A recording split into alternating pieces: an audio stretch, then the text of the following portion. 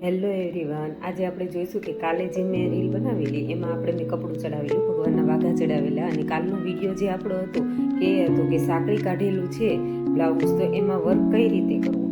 તો કાલે આપણે સાંકળી કાઢેલા બે વાઘા ચડાવેલા, એમાં વર્ક કઈ રીતે કર્યું છે એ આપણે આજે જોવાનું છે. મેં તમને કાલે કીધેલું કે હું તમને પૂરું થશે એટલે બતાવીશ. કાલે આપણે સવારે ચડાવેલું, સાંજે ફિનિશ થઈ કરીએ કઈ રીતે વર્ક કરીને. જો તમે જોઈ શકો છો કે કાલે આપણે જે આ બધું કરેલું એમાં આપણે વર્ક કઈ રીતે મેં કરીને ફિનિશ કર્યું છે, જોઈ લો તમે. એવું આ રેશમ, એમાં પણ આપણે રેશમની ભરીને કરેલું છે, જોઈ તો પણ સાઈડમાં જગ્યા નથી, જોઈ. પછી આ છે,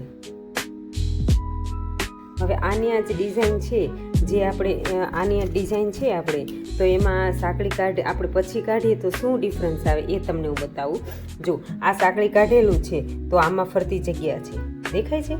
અને જો આપણે આ સાંકળી ઘરે કાઢવાની હોય ને તો આપણે આ જગ્યા નહીં રહે, આ ગેપિંગ નહીં રહે, સમજ્યા તમે. આ પાનમાં ને એમાં જે ગેપિંગ રહે છે ને એ ગેપિંગ નહીં રહે, એ આપણે પછી સાંકળી કાઢીએ ને એટલે એકદમ પરફેક્ટ થઈ જાય. પણ આ સાંકળી કાઢેલું છે ને એટલે આટલો ડિફરન્સ રહેશે, જોઈ લો તમે.